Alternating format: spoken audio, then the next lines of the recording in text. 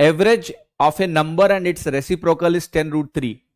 The average of its cube and cube of its reciprocal is. सवाल यह है simple भाई कि अगर मैं एक नंबर बोलता हूं x और दूसरा नंबर रेसिप्रोकल होगा, रेसिप्रोकल का मतलब इसका उल्टा 1/x, इसका औसत, दो नंबरों का औसत इतना होता है, ये वैल्यू 10√3 के बराबर है.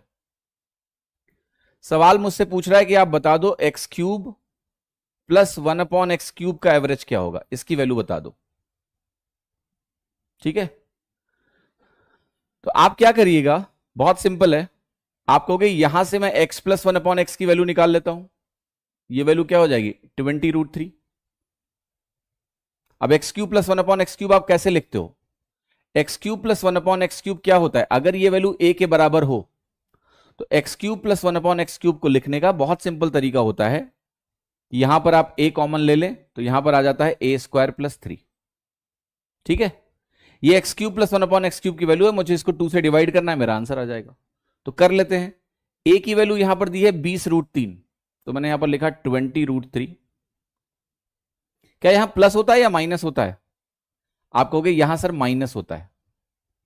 प्लस होता जब ये माइनस x³ माइनस 1/x³ होता और यहां x माइनस 1/, ये स्क्वायर -3 होता है.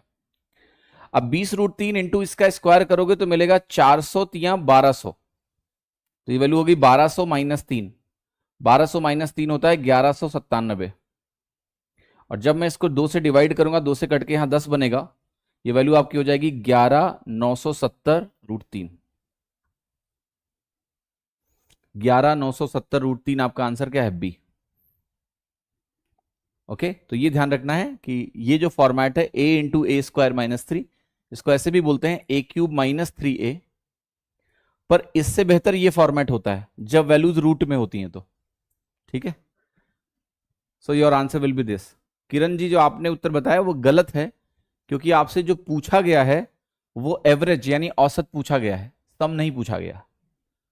इसलिए आपका उत्तर 2 से डिवाइड करके आएगा, जो कि 11,970 होगा. ऐसे सवाल में सिली मिस्टेक एग्जाम में हो जाएगी अगर आप सवाल को ध्यान से नहीं पढ़ेंगे कि क्या निकालना है तो.